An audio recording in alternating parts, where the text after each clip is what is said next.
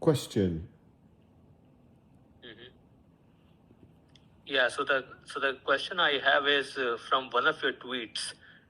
In this tweet, you wrote, "Your time as a human is quite finite. Your essence is beyond infinite. Don't squander the precious experience of being a human. Live fully. You are not here by accident." So the part that I want to ask is about you are not here by accident, and I wanna bring up one of the things we discussed in the past. So we talked about how life can be visualized as waves on the ocean. So like how a human life can be visualized as like waves coming up and going in an ocean. But Yeah. the waves that are formed on the ocean, like no one is actually forming those waves intentionally. They're happening as like they are occurring as time, like as based on the situation or like circumstances or like chances and those kind of things. So it doesn't seem intentional. So when you say you're not here by accident, do you mean that like intentional, that we are here by intention, or do you mean something else? Let me tell you a Buddhist teaching story that speaks to this. Hmm. They ask the young student, the young monk, in the case of the Mahayana, to imagine an oxen yoke. It's a big wooden structure. It's got a hole in the middle big enough to put an ox necked through, right? Hmm. And they set this piece of wood adrift on the ocean, on the Pacific Ocean. And it Hmm. floats everywhere with the currents, with the tides, with the winds. It just floats all over the ocean, right? Hmm. And on the other side of the ocean, someone lets loose a special duck. And this duck also takes off for the ocean, but every 100 years, it dives down to the bottom. Hmm. And the ocean's quite deep. And so it takes it 100 years to swim back up from the bottom. And so these Hmm. two things are set out in the ocean. The yolk is just floating around randomly, like it would do, and the duck is doing its diving every 100 years. Hmm. Now, the chances of being born a human are described as the same as the odds of that duck's head coming up through the hole in the middle of the ox's yoke. Hmm. Now you can see how they're trying to illustrate the very low probability of being born human, period, right?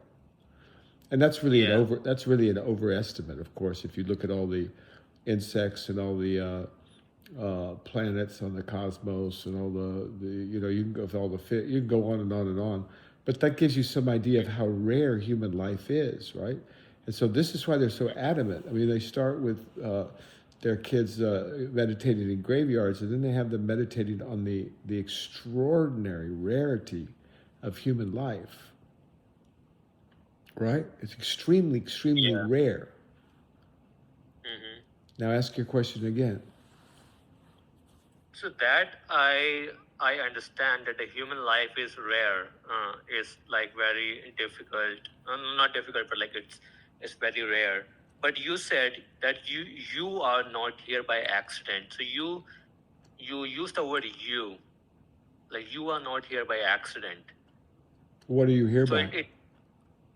it makes it sound like there is something like concrete that is born in the world, and that thing is not born by accident. Well, let's say it's not. What do you mean by concrete? So it sounds like that there's like this entity of me that is born in the world and it survives after the death, and then it's like something that is that is like persisting before birth and after death. There is something, but it's not a thing. So what's the problem? So like if you would have said like let's say like consciousness is born in a human life, not by accident, I would have understood that better than saying you are But would you have thought about it? born not. Would you have thought about it, or would it just go into the category, oh, I know what consciousness is, I am consciousness, all that other stuff? Would you go on into automatic thought thinking?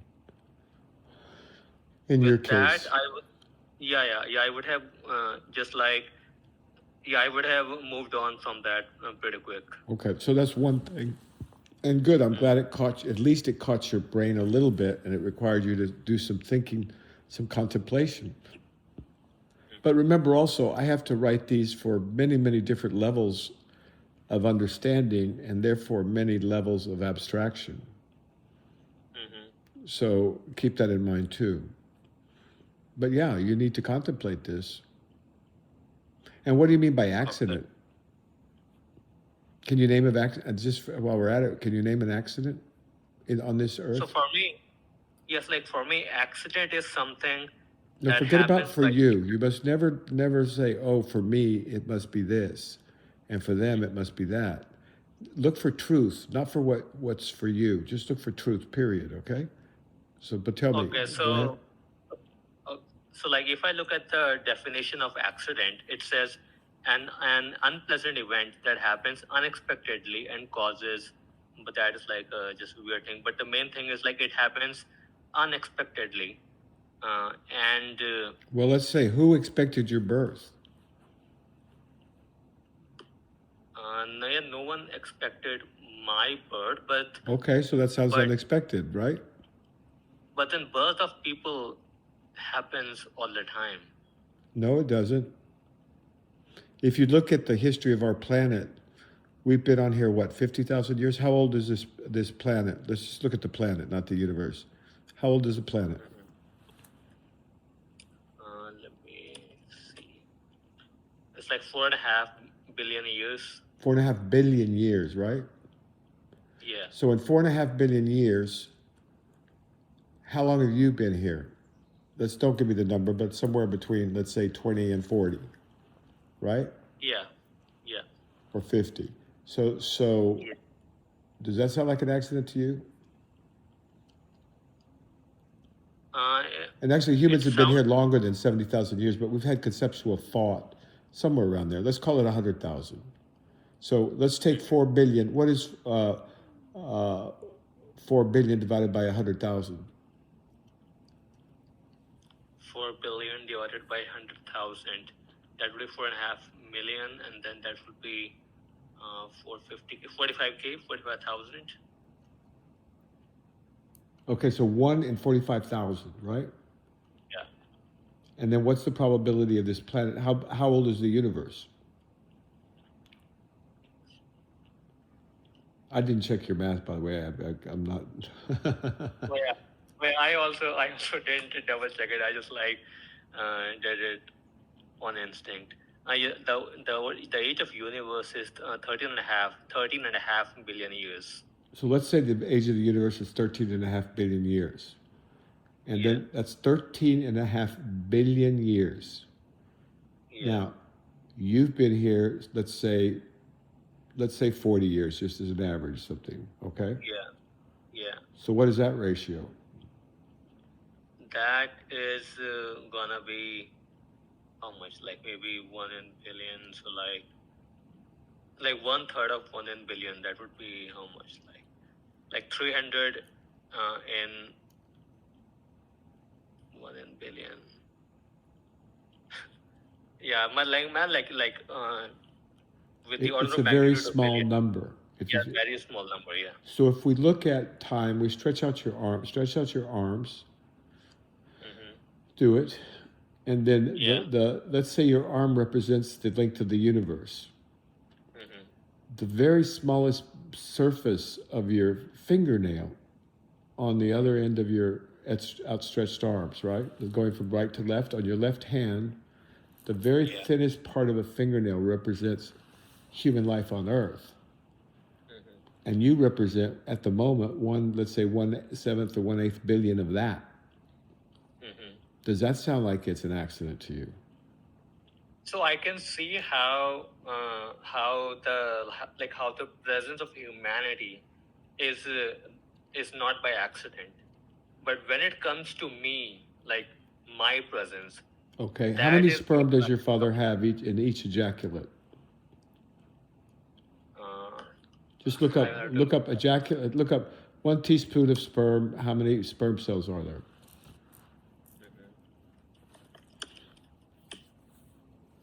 It's like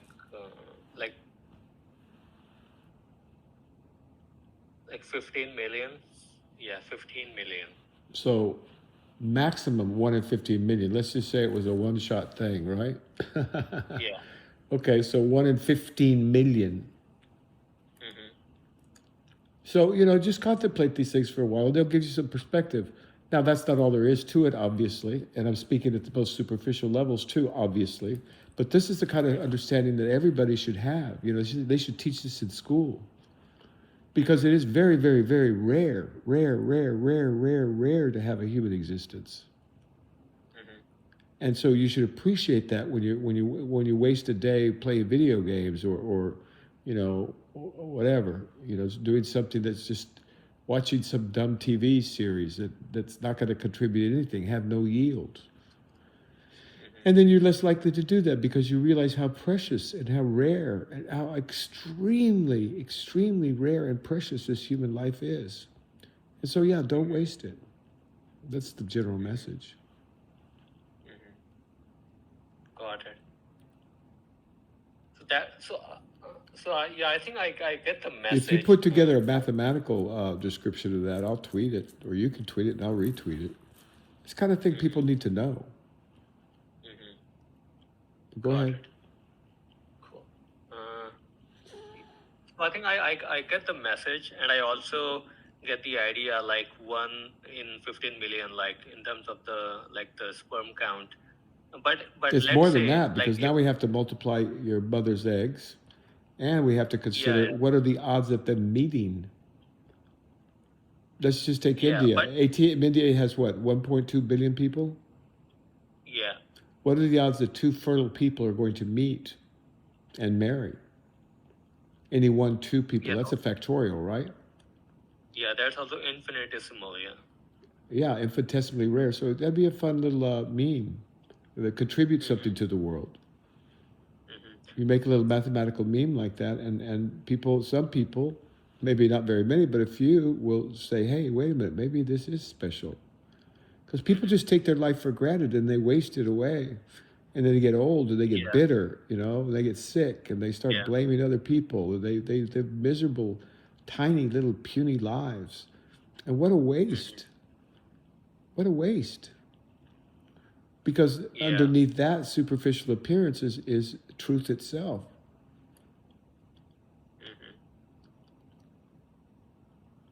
And truth seeks truth. Truth seeks truth.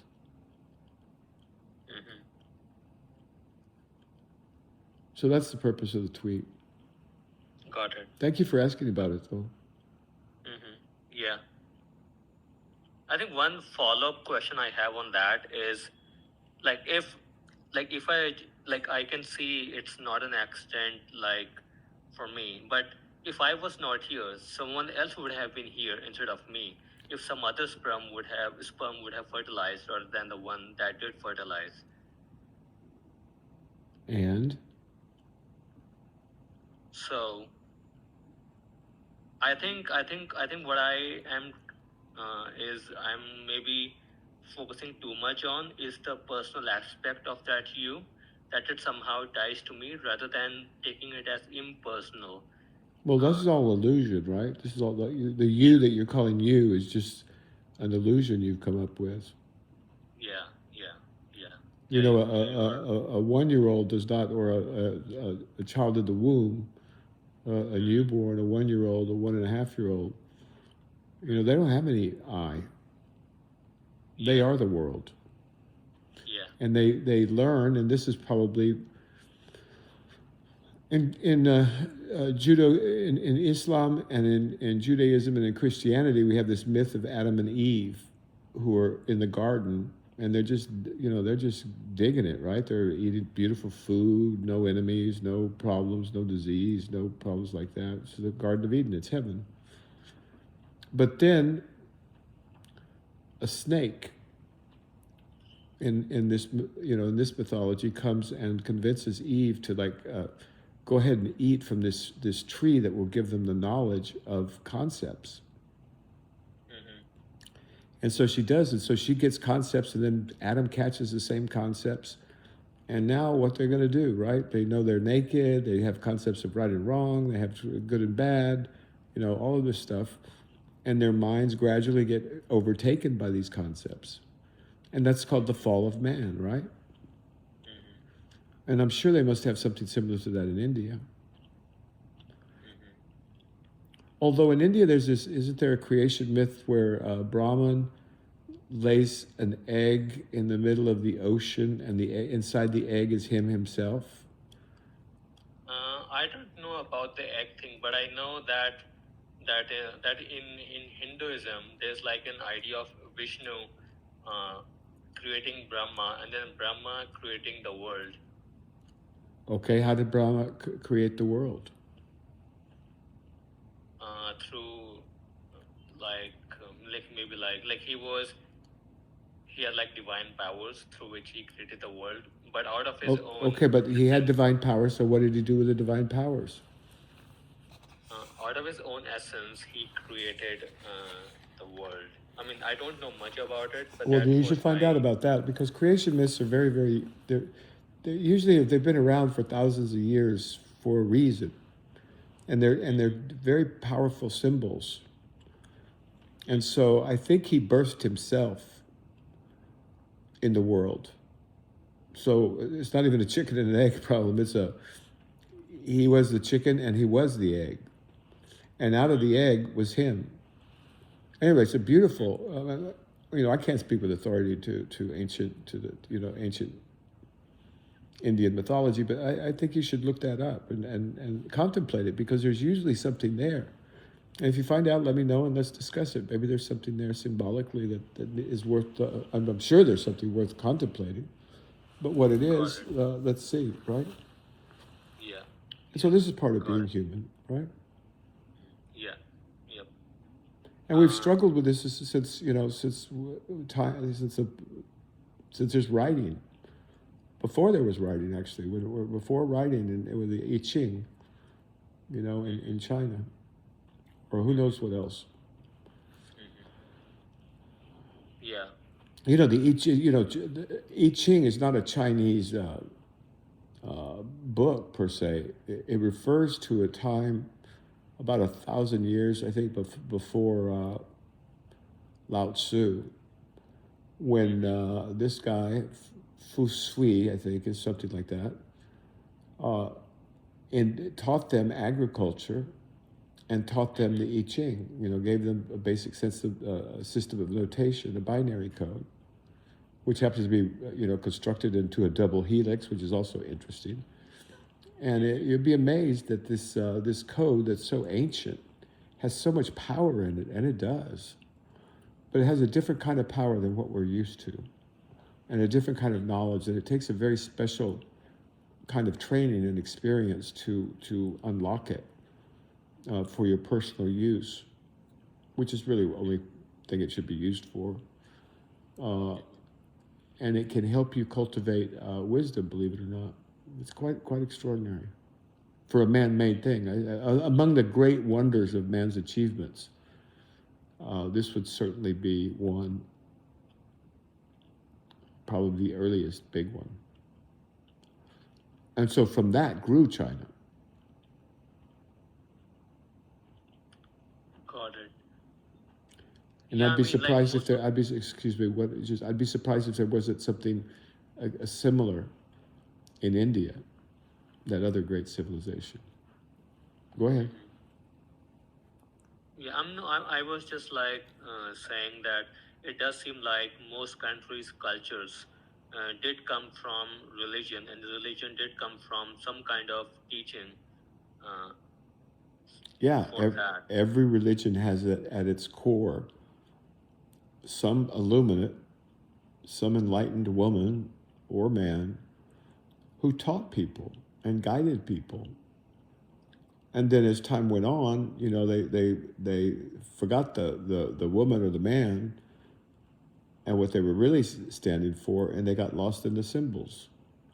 And they got tangled up in all the details. When I'm pretty sure what they were teaching was all the same, right? Yeah. Treat your brother as yourself, for you are your brother. And in Hinduism, where they have reincarnation, right? Everybody Yeah. is somebody's mother, right? Every creature Yeah. is somebody's mother, or your mother, or you. So I think these guys are pretty comprehensive. So, but then reincarnation gets misinterpreted, and everybody uses it as an excuse for not trying to understand how they got caught up in all this conceptual hellscape that we've created for ourselves. Okay? Okay. Cool. I have the next question. So next question is from something that you sent me on Twitter in messages. So this was about like being aware of awareness. So you said to be aware of awareness, just do this. First, drop all thoughts of your past, then get rid of thoughts of the future. Now turn the light around. The awareness that there is consciousness, and you are now aware of awareness, which is in brackets consciousness. Simple. So when I do this, what I find is I am aware. I'm aware of the feeling, or like of the sensations, and even when I turn the light around, I'm aware of this kind of space inside or around me. But that's pretty much it.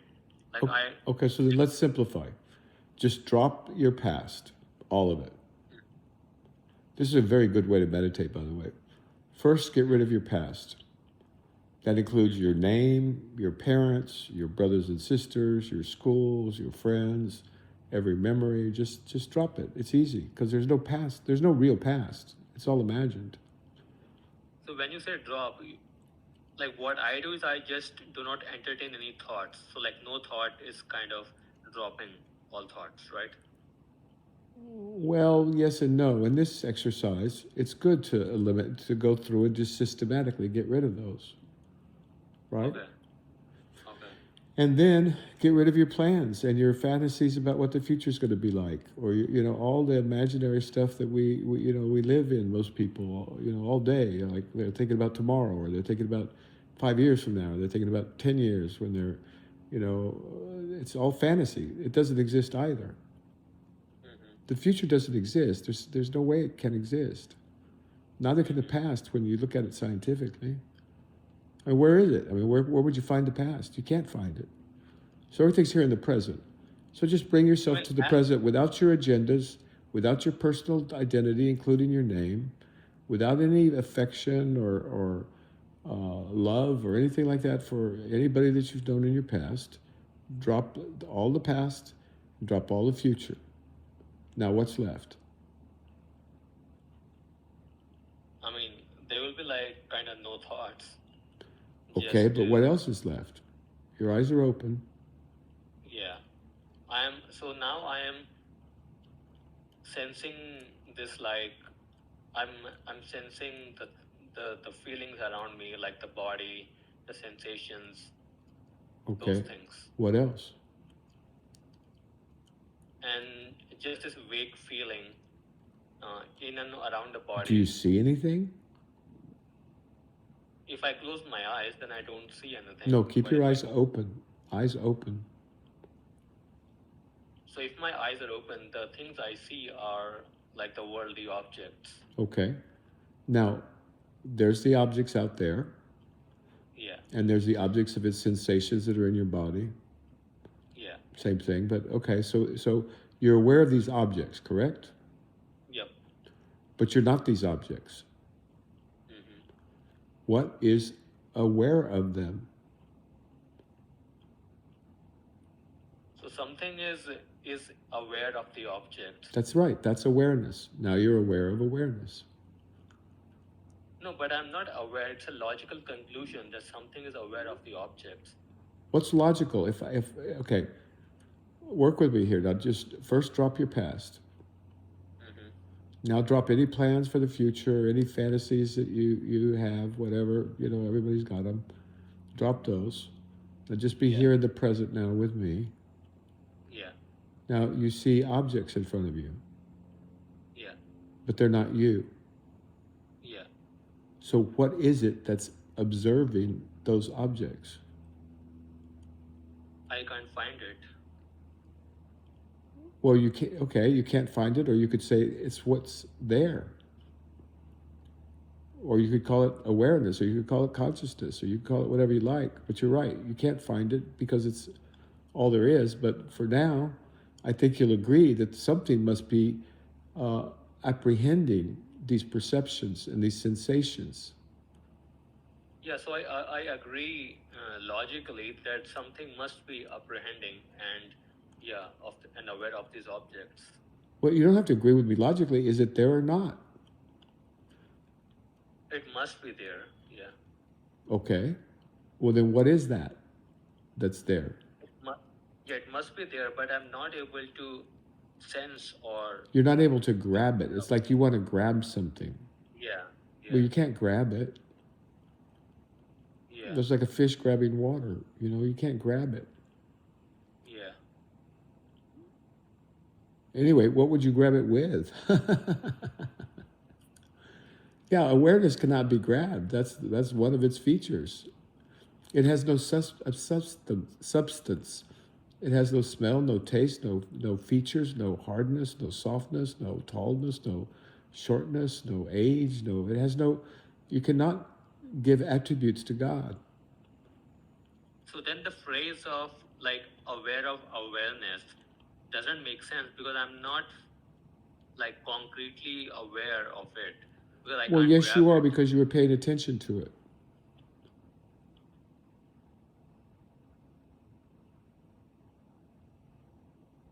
I'm paying attention to it, but I'm not able to find it. I'm not able to grab it. Well, who said anything about grab awareness? They said just be aware of awareness, right? Isn't that what they're teaching these days? So I think then I'm not really sure what do they mean by being aware. And I thought being aware is like being physically like concretely aware of something, like the way I'm aware of the object.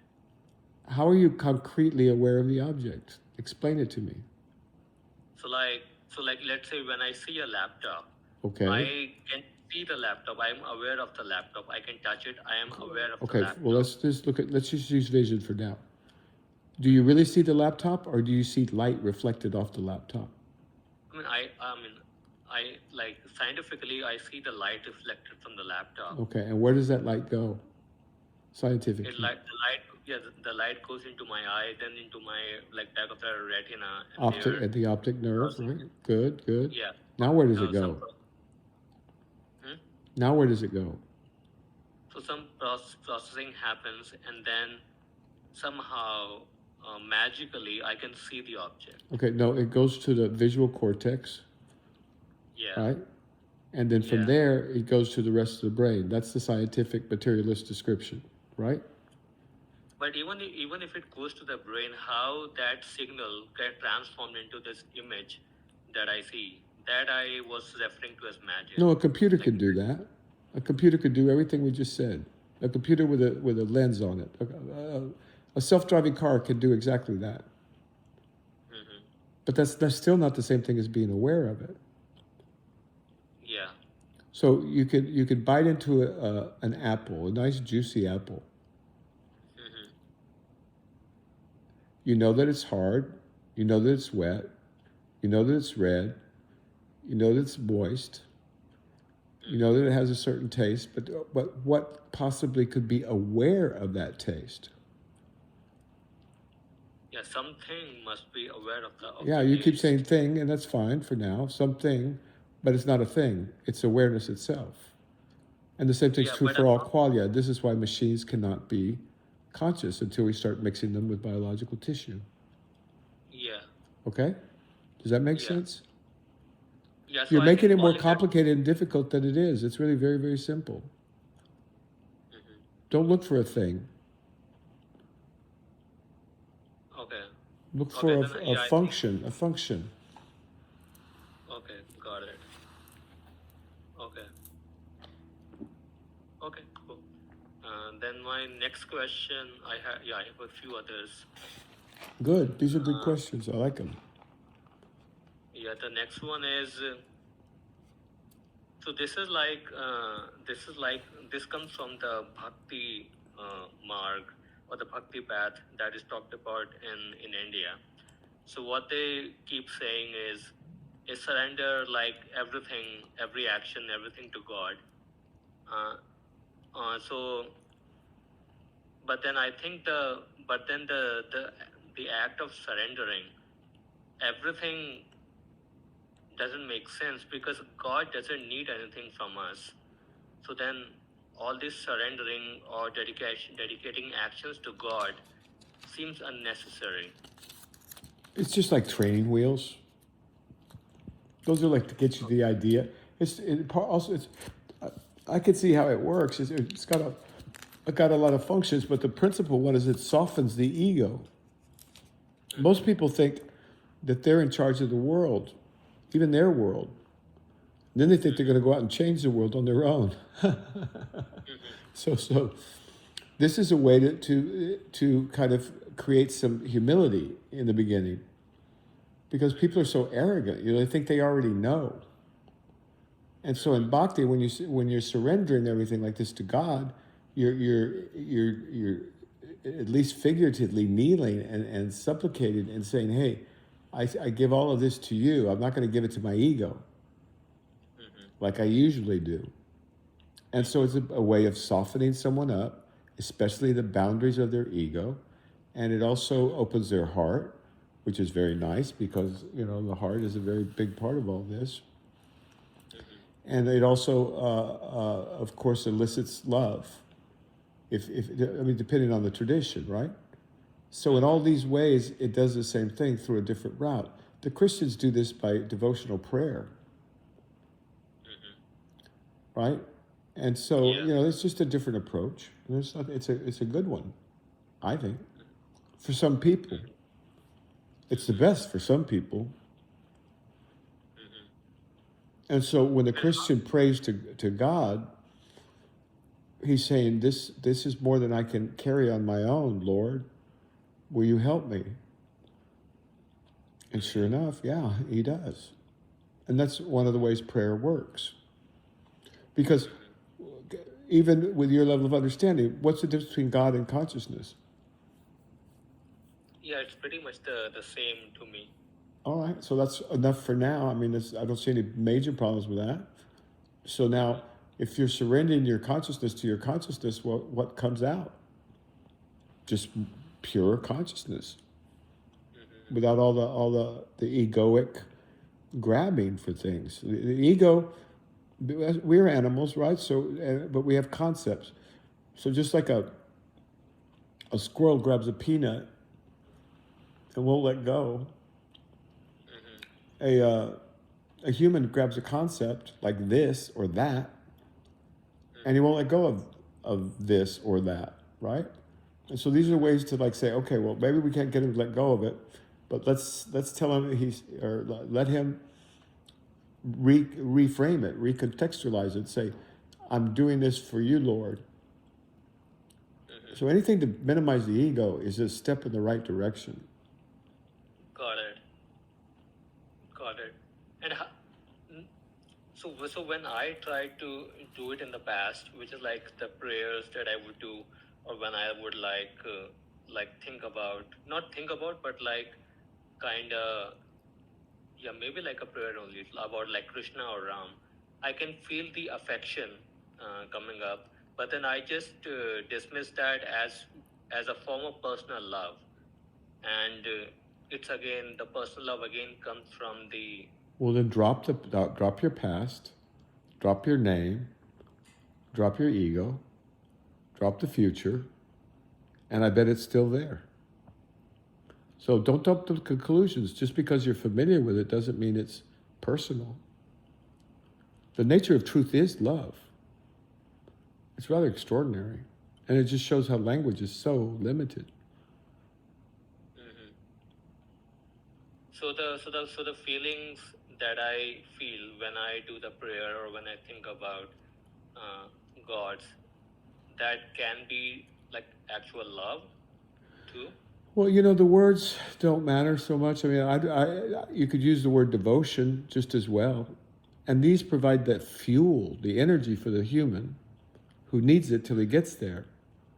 But this energy is divine energy. I mean, it's love. Okay. And so devotion, love, supplication, sincere, it has to be sincere, authentic prayer, all of these things mobilize certain energies within the human and it allows them to tap into a power source that's infinitely, unimaginably bigger than anything the ego could put together. Or all the egos on earth, if you put them together in series and then put them together in parallel and then ramped them up, turned up the game. It's nothing. It's not even a drop of water in the ocean. It's not even a grain of sand on the beach. But, for us, it's a big deal. Mm-hmm. Got it. So like with this surrendering things to God, how can that work if I'm doing something that is selfish? So like when I'm trying to make money for sustenance and even beyond that, how can I dedicate that to God or surrender that to God when I know that God doesn't want me to make more than what I need? Well, are you making what you need or are you making what someone else needs?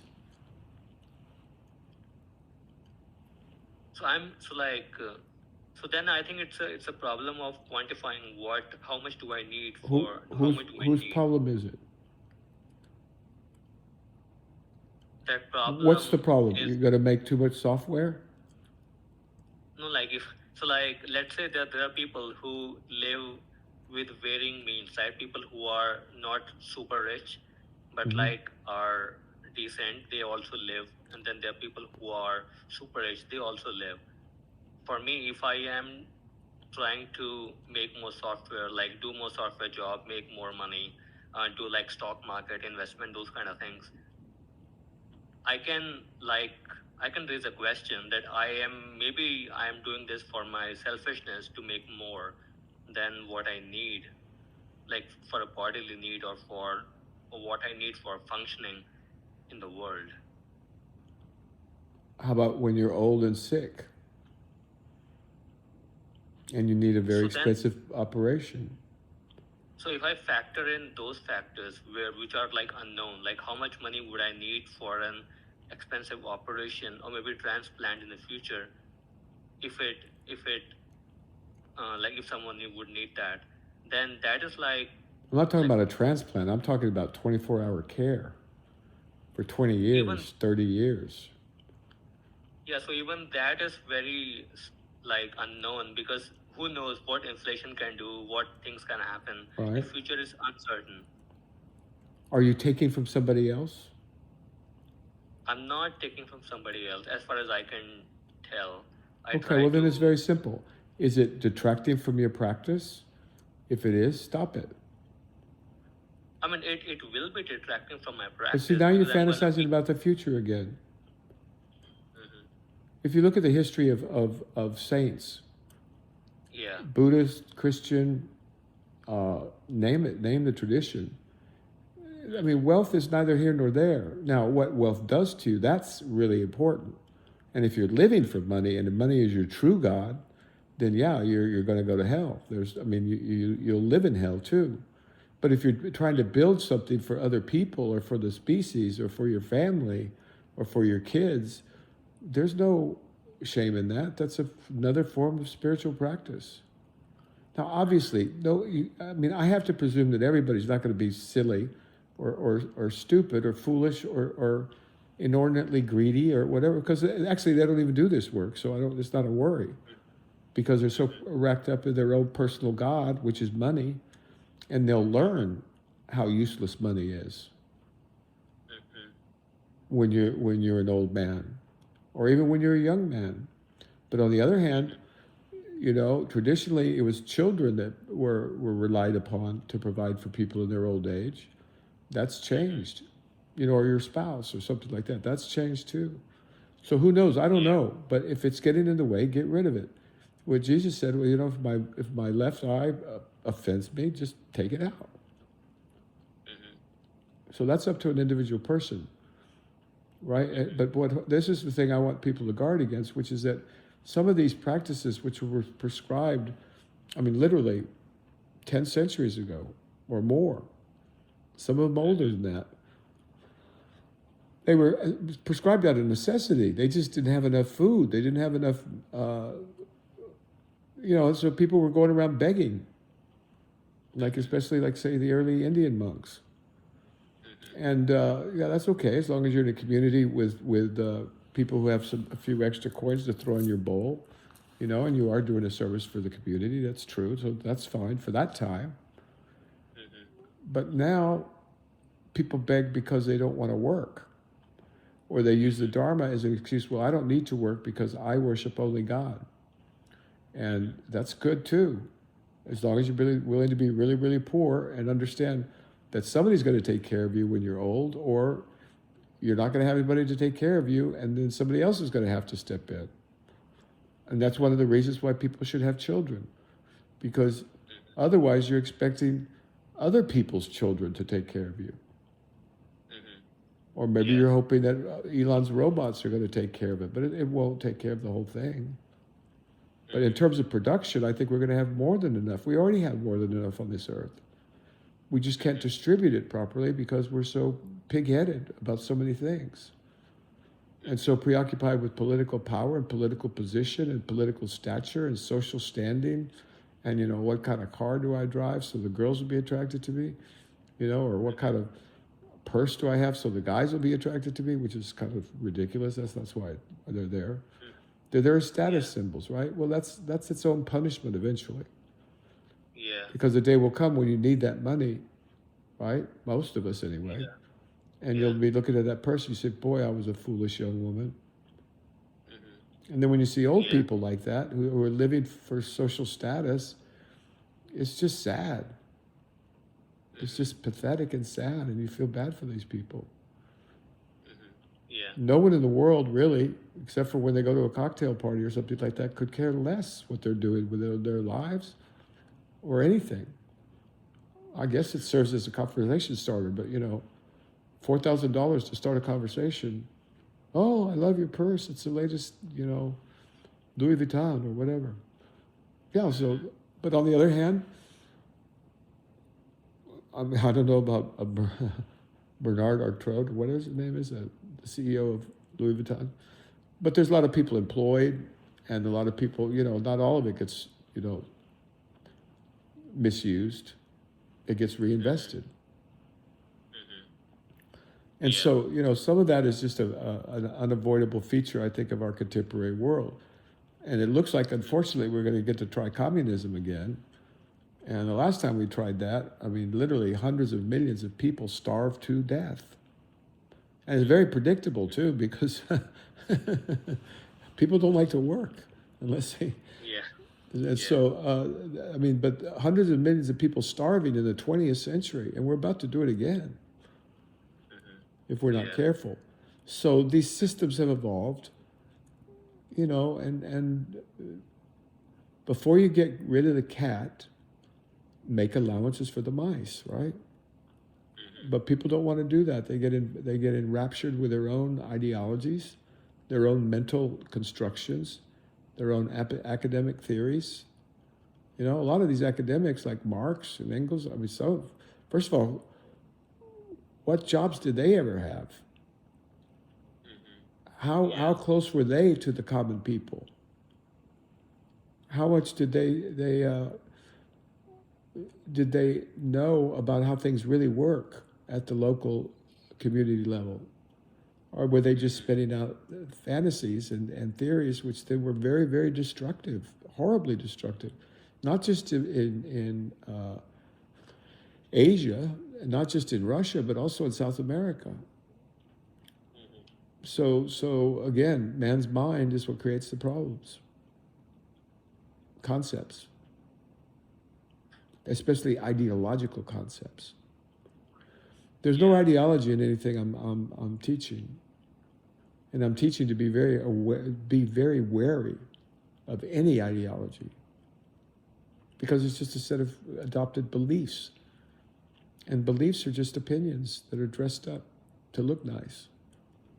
Yeah. Right? Yeah. So with that, I can see how this surrendering, this idea can be used, and like, especially if I do not involve my mind too much, like if I don't fantasize about these unrealistic scenarios, like, oh, what if I get really sick, or like I need a transplant, or those kind of things which don't really happen to most people, then it's not a But it does it's happen much to easier. some people, and then they need help, right? Yeah, yeah, And so then you'd be in a position to help people.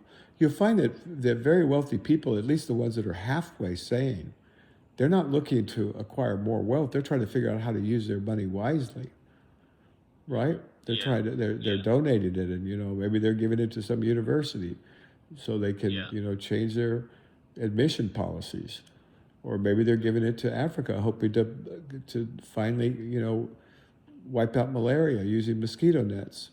Or maybe they're trying to spread a vaccine, the polio vaccine, which saved countless lives. Or maybe they're trying to figure out a new kind of fertilizer, which makes land in Africa or India that wasn't farmable before, makes it farmable. And of course, we're going to make horrible mistakes. We always do. But if we're at least pointed in the right direction, there's a hope, right? But then when people just work on these things just for the money, and I don't know any real scientists that work for the money. I don't know any real painters that work for the money, or any real composers that just work for the money. It's working for money is a necessary evil, let's say. Now, but it's different if you're talking to a 20-year-old, a 30-year-old, a 40-year-old, a 50-year-old, a 60-year-old, a 70-year-old. How these things should be looked at, or might be looked at. But the first thing you got to understand is, what God do you really worship? And if that God has got a rupee sign or a dollar sign, then you're probably worshiping in the wrong church. Now, that doesn't mean you can't be successful in life. We need successful people, each in their own way. And so it doesn't make you better than other people because you're wealthy. It doesn't make you necessarily worse, necessarily. It oftentimes does, and not particularly you so much as your sons and daughters go rotten. This is a story as old as time. One guy works his ass off and builds something, and then he gives it to his kids, and his kids, they never worked their ass off. They didn't build it. So now they got all this money, and they end up destroying what he built and throwing away his money. And money in the modern world is for reinvestment. I mean, in addition to commerce, right? We got to reinvest, or we're not going to have a new kind of refrigerator that uses virtually no energy and can be transported anywhere. So where now people in northern India can refrigerate their food, or where we don't have to burn coal or oil or these things that fill up the air with smoke. And we can do it with something better than that. And so, if you happen to get wealthy doing that, most of the folks I know, they put that money right back to work because they're not interested in buying the latest car. You know, they're not interested in having the finest yacht. Or if they are, you know, and they finally grow out of their 40s, then they go, okay, been there, done that, middle-aged crazies, and then they move on. If not, they're sunk. Does that make sense? Yeah, that makes sense. Okay, good. The way is very practical. It's very pragmatic. But it's very deep. It's unspeakably profound and beautiful too. Yeah. Yeah, and it also needs a lot of like actual thinking and contemplation to figure things out. Otherwise, it's just Absolutely. like, yeah. Otherwise, you're just going along with the herd. And the herd is literally trying to exploit you. I mean, that's the current model. How can we exploit as many people as possible, you know, or a few people as much as possible, or a lot of people as much as they can bear? And that's not capitalism. That's not, I don't know what that is. It's usury. It's not good. It's not productive. It creates nothing. It steals from people. Yeah. And so everybody needs to look at their occupation and say, well, wait a minute, what kind of business am I really in? Because if I'm in a business that's really just exploiting people or trying to exploit people more than the next guy, and because it's so common, we've forgotten how pernicious it is. Everybody's doing it, right? Yeah. It's like these women who walk around, mostly naked with, artificial lips, artificial breasts, artificial butts, and they think that's attractive. Well, maybe it's attractive for, I don't know, but imagine it's attractive. For how long? It's not attractive when you're 50. Yeah. And who is it trying to attract? And what kind of man are you trying to attract? And the same thing goes for men in the reverse, right? Yeah. They go in the gym and they build these bodies. They might as well be, Mr. Atlas, just like they're competing with, those guys that are professional bodybuilders to build up muscle. Well, who are they? If they're trying to attract other guys, that may work. It may not, too. Only some guys like that. And the same thing with women. So what really are they doing? What they're doing is they're feeding their own vanity or their own insecurity, right? That's kind of obvious. Yeah. And so these things are everywhere. Just look. It's the humans are so obvious and so blatant. It's hard to miss. Yeah.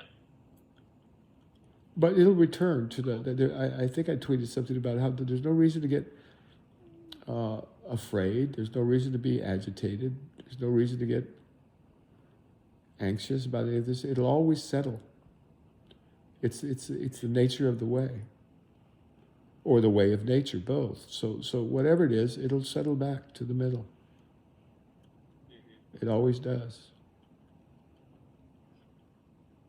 Yeah. So that's a foundational law of our cosmos, and that people don't contemplate much. And so you can get rid of a lot of fear. You can get rid, if you realize, okay, this derangement is just that. It's a derangement. But it will, like everything else, eventually either destroy itself or just dissolve itself. It'll take care of itself. I mean, it will take care of itself, but then I won't be alive to see that because my life You're is not short. going to die, and if my friend. You can just forget that one. You tell me when you were born. Literally, when did your consciousness enter this sphere, this planet we call Earth? Yeah, so that I don't know, and that's why.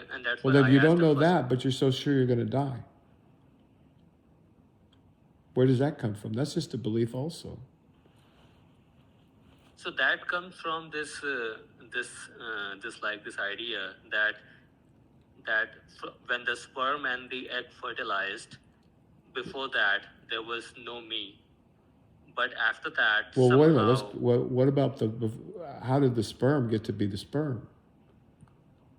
Where did the life in that come from? it came from but another body, right? Your Like father's, let's say body. your father's father.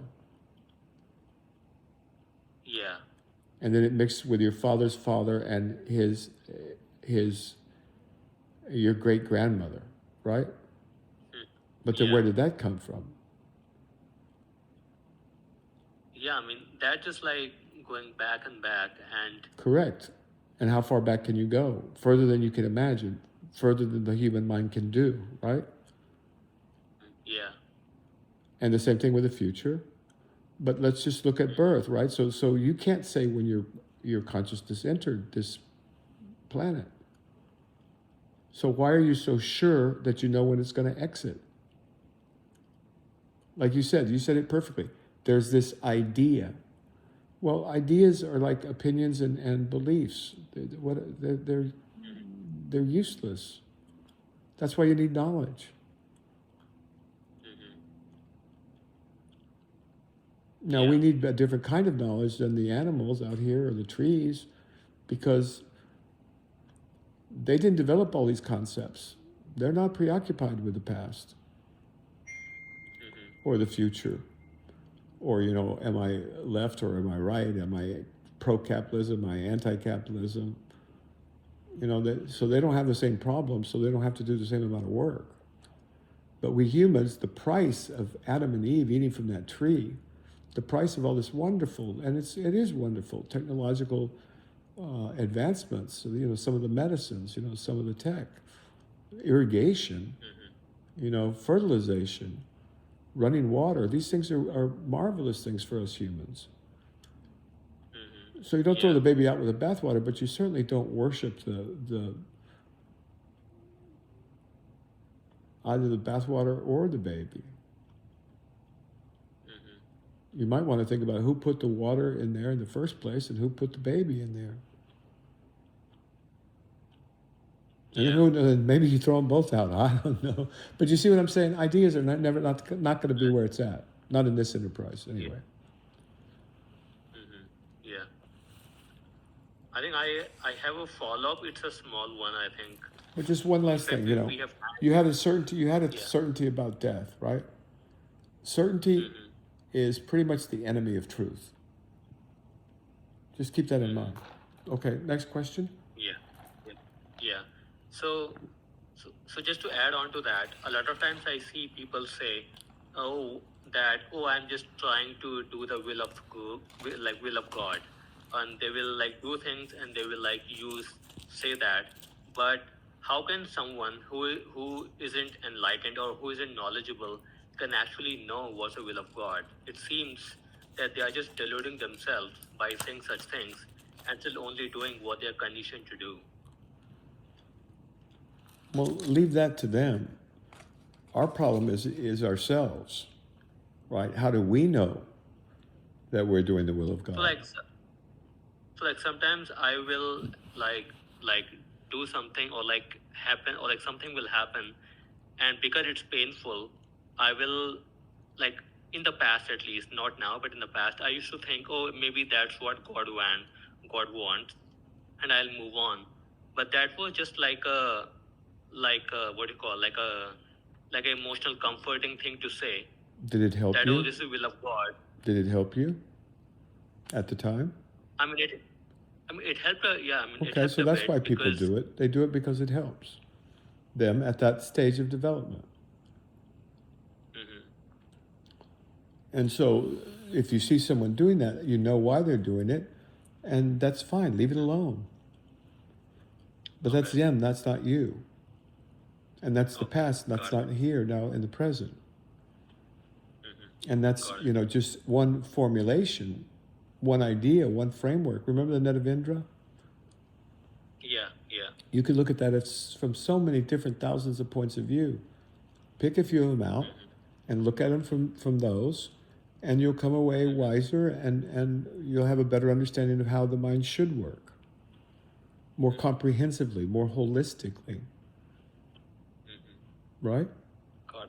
Yeah. But in general, for you, if you're doing the work of God, generally you're not worried about talking about it, Yeah. and you're not particularly worried about thinking about it either. You just do it. It's just done, Yeah. Yeah. and that's also called non-doing. Yeah. So don't. This is very simple. It's very natural. This way. Yeah. I mean, people also say things like when they are not doing things, but when things happen that they don't like or that is painful to them, then they also use the same justification that it's the will of God and I will just accept it and move on. But again, the same. They'll also burn people at the stake because their will of God is not the same as their will of God. Yeah. All right, or they'll Yeah. launch entire wars Yeah. for that same. So it's not the idea. You know, again, it's the heart behind it. And you can have a simple person who has a sincere devotion to God and is willing to suffer for God and willing to work for God and willing to devote their life to God. And that's a very powerful practice. Very powerful. And it shouldn't be messed with. Yeah. Unless it starts to become self-destructive, right? Or, I mean, destructive of others in particular. Yeah. I mean, there's people who literally strap bombs to their chest, or usually it's somebody else's chest, and go into a cafe and blow the whole place up and say it's the will of God. Well, I don't have to say anything about that, do I? Yeah. So you No, can see don't how have- easily it can go wrong. Yeah. But there's nothing humble about that. There's nothing, there's no humility there. There's just, I would presume, anger and hatred. And they're covering it up by saying, oh, it's the will of God. They use the religion as an excuse. They use the religion as a cover, a camouflage. And this has happened throughout history. Every religion, Buddhist, Christian, Muslim, Jewish, you know, I can't think of one. I don't know enough about Rosicrucians, but whatever, or Mormons or Quakers. There may be exceptions, but in general, it's not uncommon for people to co-opt religion for their own greedy, egoic quest for more power. And psychopaths can run up in a church very easily because psychopaths are very good at pretending to be righteous and pretending to be, holy. And, it only took a few Zen masters to teach me that. And then I realized, whoa, got to be alert, got to be aware because they are hurting people. Yeah. And that creates problems for everybody. Yeah. Okay, I hope I didn't sound too depressing. No, that is all good. Okay, well, these are good questions, man. Cool. Thank you. Got any more? And Got any more? no, I think I have one, but I think we are like beyond. No, go ahead. time. Go ahead. I think the last one I had was this, like how to do service, like the idea of doing something as a service versus doing something naturally. Because when I do something thinking it's a service, then I feel good, but then that just enforces the ego. It strengthens it rather than actually doing something for service, it seems. See, it's the ideas that are getting in your way. Just be kind to people. Just be courteous. Just give them the benefit of the doubt.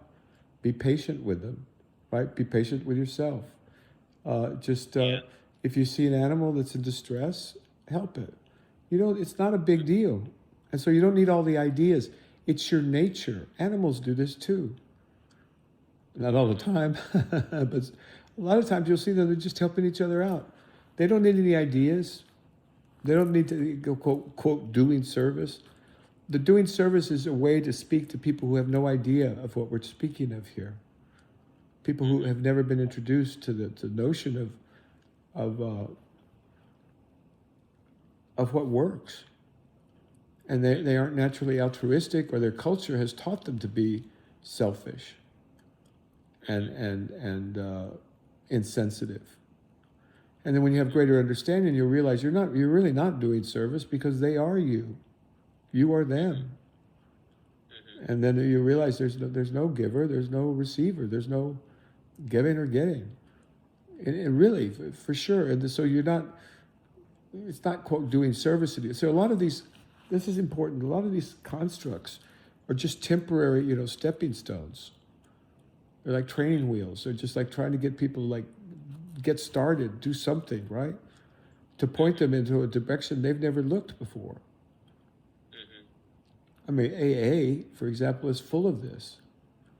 And then they get in there, oh my God, why didn't somebody tell me about this before?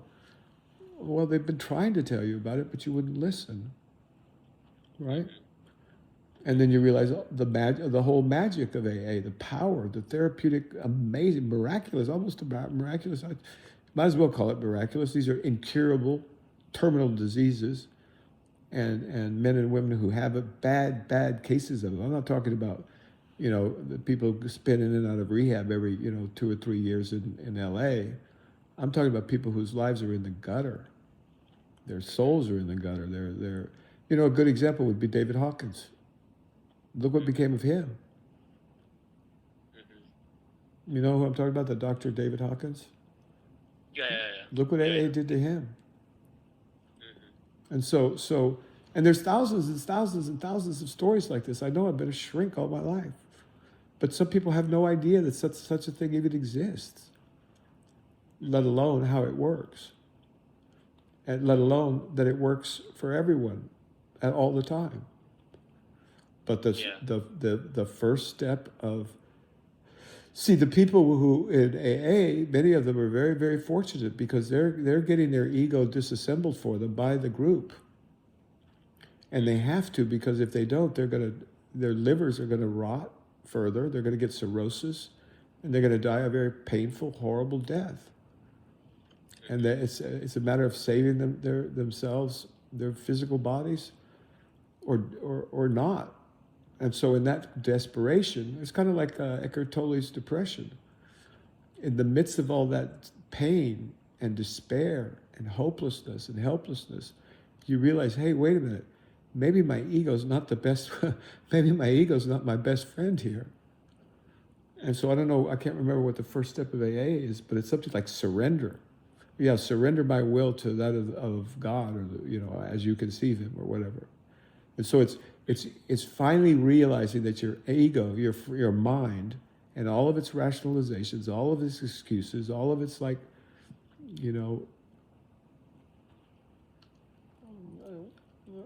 going to have to use vernacular language, bullshit, is just that. And not only that, it's not helping you, it's hurting you. And then you go, wait a minute, I don't even like this thing. Why am I letting it run my life? And then you're wiser. And then you go on to the next steps. And now you can start to learn. But you can't learn if you're leading with your ego, consciously or unconsciously. Yeah. And that's been known for millennia too. I mean, Islam is the path of surrender. And Christianity too. So all rivers lead to the sea if they're authentic rivers and there's sincerity, right? Yeah. And so, you know how it says a way can be a guide but not a fixed path. The way is very broad, and it welcomes everyone and everything, all living creatures. Most of them don't need it, thank God. But us humans, we sure do. And so that's why it's there. That's all. It's pretty simple. Got it. Yeah. All right? Cool. Yeah, all right. Yep. Good questions. Thank you. Cool. Thank you. Right, take care.